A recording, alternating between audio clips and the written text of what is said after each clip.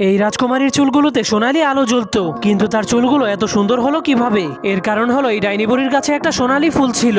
সেই সোনালি ফুলের আলো থেকে ডাইনি বুড়ি তার যৌবন ধরে রাখতো, এরপর সেই ফুলটাকে লুকিয়ে রাখতো। কিন্তু এইদিকে আজকে রানীর বাচ্চা জন্ম হবে, যার কারণে রানী অনেক অসুস্থ হয়ে পড়ে। এজন্য রাজা তার সৈনিকদেরকে সেই ফুলটাকে আনার জন্য পাঠিয়ে দেয়, কারণ রানীর জীবন শুধুমাত্র এই ফুলটার মাধ্যমেই বাঁচানো সম্ভব। এরপর সৈনিকেরা ফুলটাকে নেওয়ার পর রাজা ফুলটাকে পানিতে ভিজিয়ে রানীকে খাইয়ে দেয়। কিন্তু রানীর পেট থেকে ছোট্ট একটা বাচ্চা হওয়ার পর সেই ডাইনি বুড়ি ফুলের খবরটা জেনে যায়। এজন্য ডাইনি বুড়ি রাতের অন্ধকারে সেই বাচ্চাটার সোনালি চুলগুলোকে কাটার জন্য চলে আসে, কিন্তু সে চুলগুলোকে কাটলেই কাটা চুলগুলোর আলো চলে যায়। এজন্য ডাইনি বুড়ি আবারও বৃদ্ধ হয়ে যায়, যার কারণে সে ছোট্ট বাচ্চাটাকে চুরি করে নিয়ে যায়। এরপর বাচ্চাটার চুলের আলোর মাধ্যমে নিজের যৌবনকে ধরে রাখে। কিন্তু এরপর থেকে ছোট্ট বাচ্চা এনা ডাইনি বুড়িকেই নিজের মা ভাবতে শুরু করে। আর ডাইনি বুড়ি ঘুমিয়ে গেলে সে জানলার পাশে দাঁড়িয়ে আকাশের তারা দেখতো। কিন্তু এদিকে রাজা এবং রানী তাদের ছোট্ট বাচ্চাটার জন্য কান্না শুরু করে দেয়। এই রাজকুমারীকে একটা ডাইনি বুড়ি ছোট থেকে উঁচু একটা লাইট হাউসের মধ্যে বন্দি করে রেখেছিল, যার কারণে তাকে সারাদিন সেখানে একা একাই কাটাতে হতো। এই জন্য সে সময় কাটানোর জন্য সারাদিন তার বন্ধু গিরগিটির সাথেই খেলাধুলা করত।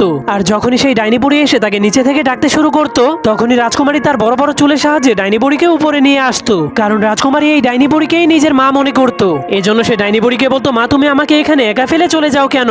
আমার এখানে একা থাকতে অনেক ভয় করে। তখন ডাইনি বুড়ি তাকে বলে, আমার সারাদিন অনেক কাজ করতে হয়, এজন্য আমি ঘরে থাকতে পারি না। কিন্তু পরের দিন ডাইনি বুড়ি আবারও রাজকুমারীকে একা ফেলে সেখান থেকে চলে যায়। ঠিক তখনই একটা চোর তার দুই সঙ্গীকে নিয়ে রাজার রাজমহলে চুরি করার জন্য চলে যায়। এরপর সে রশির সাহায্যে ঝুলে ঝুলে চুরি করার জন্য মহলের মধ্যে ঢুকে যায়। কিন্তু চুরি করার পর তাকে রাজার সৈনিকেরা ধরার জন্য আক্রমণ করে দেয়। এজন্য ছেলেটা তাদের হাত থেকে জীবন বাঁচানোর জন্য অনেক কষ্ট করে সেই ডাইনি বুড়ি লাইট হাউসের মধ্যে ঢুকে যায়। কিন্তু তখনই সেই রাজকুমারী তার মাথায় বাড়ি মেরে তাকে অজ্ঞান করে দেয়, যার কারণে ছেলেটা অজ্ঞান হয়ে গেলে রাজকুমারী তাকে চুলের সাহায্যে বেঁধে আলমারির মধ্যে লুকিয়ে দেয়। এরপর তার ব্যাগটাকে চেক করার পর রাজকুমারীর মুকুট খুঁজে পায়। এরপর সে মুকুটটাকে নিজের মাথায় লাগিয়ে দেয়। কিন্তু তখনই সেখানে ডাইনি বুড়ি এসে তার উপর অনেক রেগে যায় আর রাজকুমারীকে বলে, আমি অনেকক্ষণ ধরে নিচে দাঁড়িয়েছিলাম, তুমি এতক্ষণ কোথায় ছিলে? যা শোনার পর রাজকুমারী অনেক মন খারাপ করে দাঁড়িয়ে থাকে। বন্ধুরা, তোমরা পরের পর্ব দেখতে চাইলে অবশ্যই কমেন্টে পার্ট 3 লিখে দাও।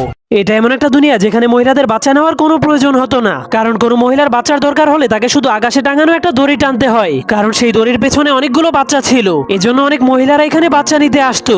এই মেয়েটা যখন বাচ্চা নেওয়ার জন্য একটা লাল দড়ি টানতে শুরু করে, তখন সেই দড়িটা তাকে একটা বাচ্চার কাছে নিয়ে যায়, যা দেখার পর মেয়েটা অনেক খুশি হয়ে বাচ্চাটাকে কোলে নিতে যায়। কিন্তু তখনই বাচ্চাটা সেখান থেকে চলে যেতে শুরু করে, কারণ বাচ্চাটা এখনো তাকে ভালো মতো চিনতে পারেনি। এজন্য মহিলাটা বাচ্চাটাকে খাবার খাওয়াতে শুরু করে দেয়, যার ফলে বাচ্চাটা তাকে ধীরে ধীরে মায়ের রূপে চিনে নেয়। কিন্তু তখনই সেই লাল দড়িটা আবারও এসে মা এবং মেয়েকে ভালোবাসার বন্ধনে আজীবনের মতো বেঁধে দেয়। এরপর মা বাচ্চাটাকে ধীরে ধীরে হাঁটতে শেখায়। কিন্তু সেই মেয়েটার যখন স্কুলে যাওয়ার বয়স হয়, তখন তার অনেকগুলো বন্ধু তৈরি হয়ে যায়। এভাবেই অনেক বছর পর মেয়েটা অনেক বড় হয়ে যায়, যার ফলে এই মেয়েটার আর তার মাকে প্রয়োজন হবে না। এজন্য সে ওই লাল দড়িটাকে খুলে দেয়। এরপর সেও নিজের মায়ের মতো বাচ্চা নেওয়ার জন্য সেই দড়িগুলোর কাছে চলে যায়।